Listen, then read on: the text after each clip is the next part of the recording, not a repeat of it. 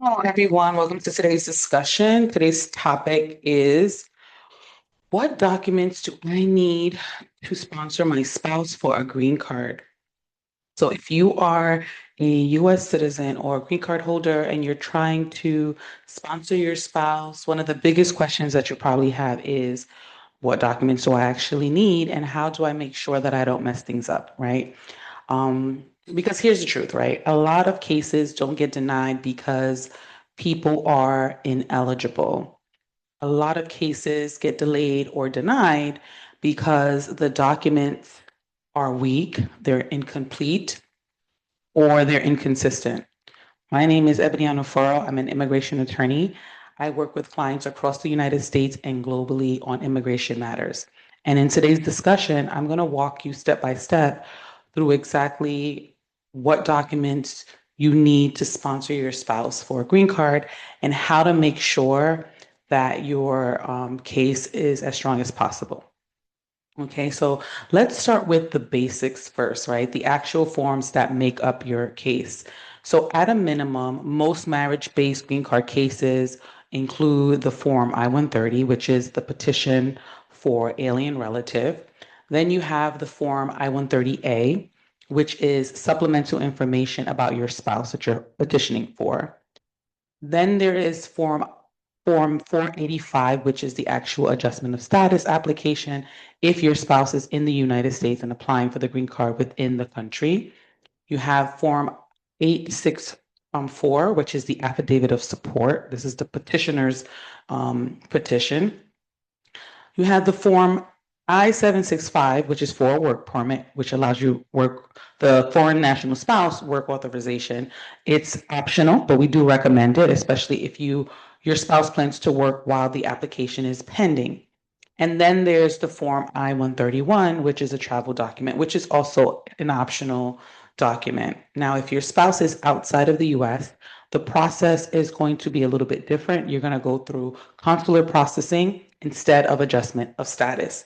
But regardless of the path, the documents that we're about to discuss are going to be critical for either process. Okay? So we're going to talk about identity and civil documentation, right? So you must prove who you are, and you also have to prove your relationship with your spouse. So for US citizens who are petitioning for their foreign national spouse, you have to provide a US passport or your birth certificate. If you were naturalized, then you have to provide the certificate of naturalization.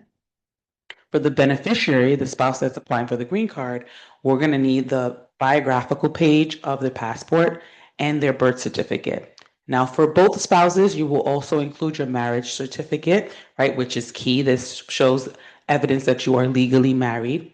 And then any divorce decrees if either of you were previously married, because they want to know for certain that you are free to marry or you were free to marry at the time that you got married to your spouse. So, an important tip to notice is that if your documents are not in English, you must also include certified translations of those documents.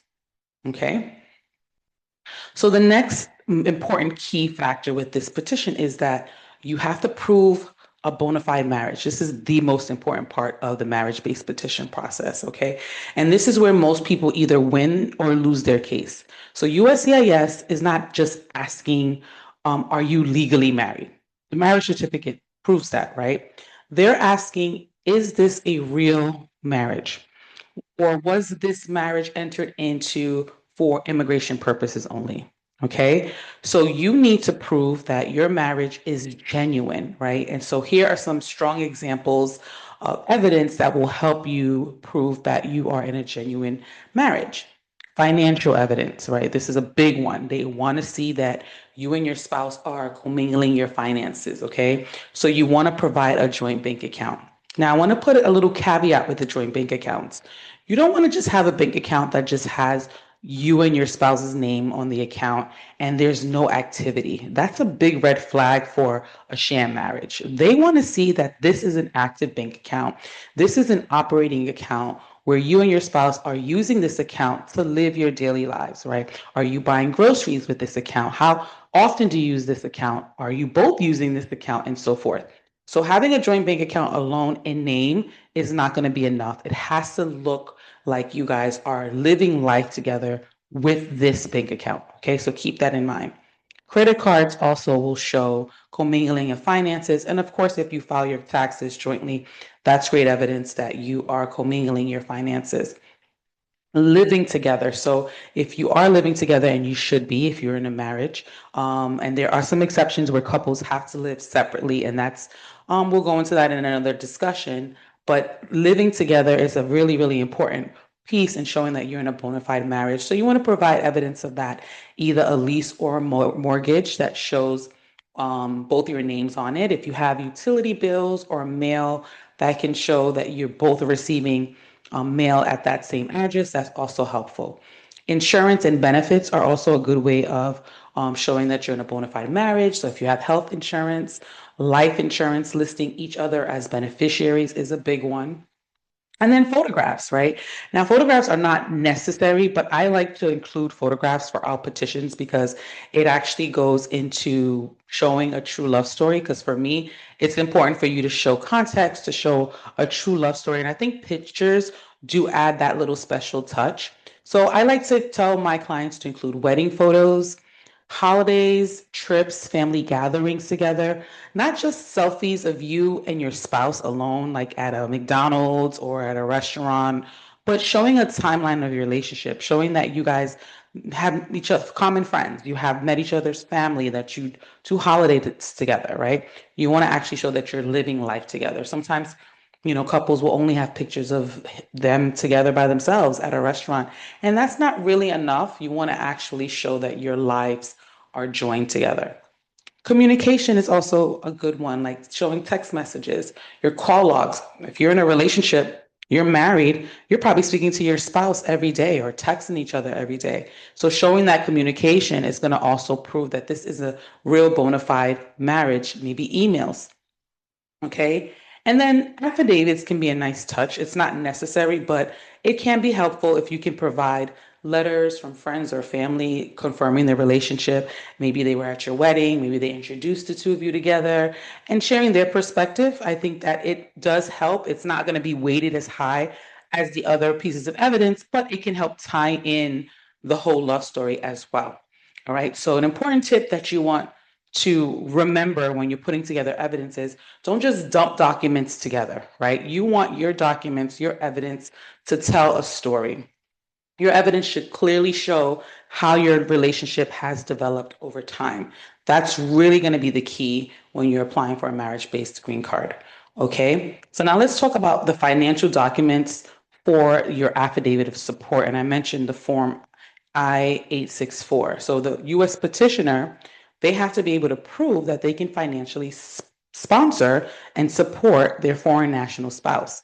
So they're going to need to provide, their most recent tax returns, W-2s, 1099s, pay stub, employee verification, financial documents showing that they meet the income requirement to file for their spouse. Now, if you do not meet the income requirement, you can have a joint sponsor also join in with you and fill out an I-864 as well as a joint sponsor.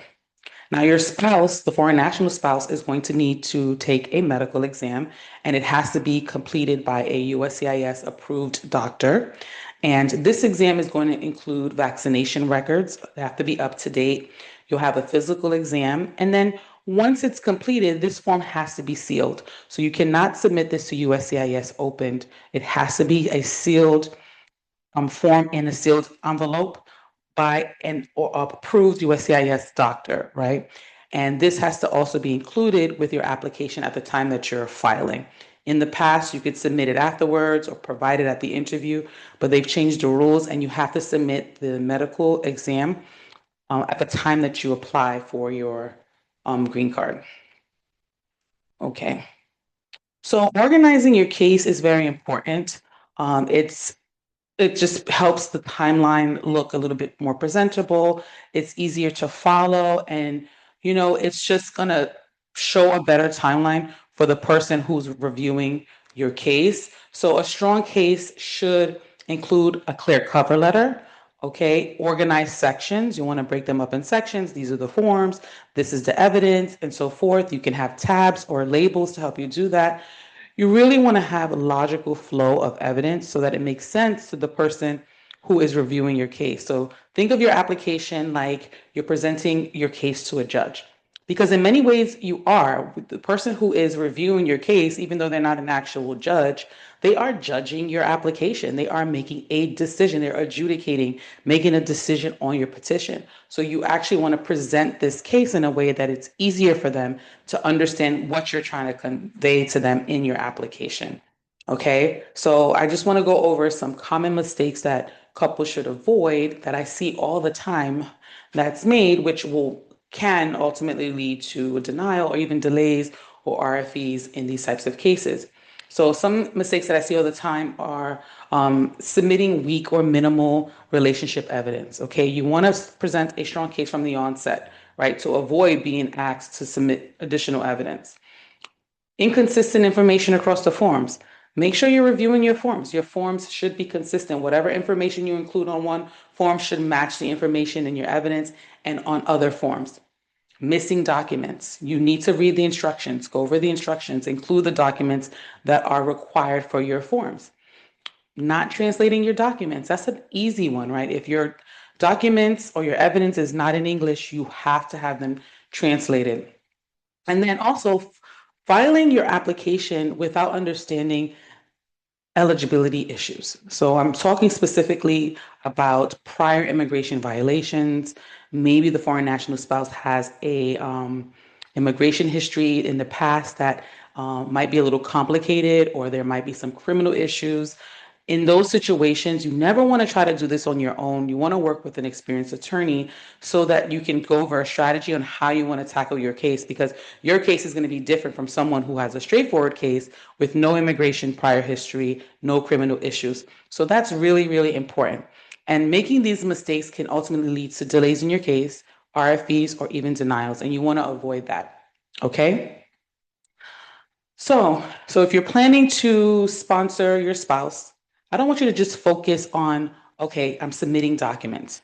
That's not enough. You want to focus on building a strong and convincing case. Documents are great, they're necessary, but your case must be well prepared, right? Because a well prepared case is going to save you time, it's going to save you stress, and it's going to save you thousands of dollars ultimately in the long run. Okay, so if you need help reviewing your documents, if you need help preparing your case, I offer consultations where we go through your situation step by step. We build a strategy tailored for you and your specific case. You can book a consultation using the link in my description. You can reach out to my office directly, and we'll be happy to talk with you and to come up with a strategy for you and your spouse for preparing and the application for the marriage-based green card. If you like the video, if you like this discussion, please like this video, right? Comment your questions or suggestions, subscribe so you'll get more guidance from us in the future, and then share it with anyone who you think would benefit from the information that we discussed today. Thanks again for tuning in, and I will see you next time. Take care.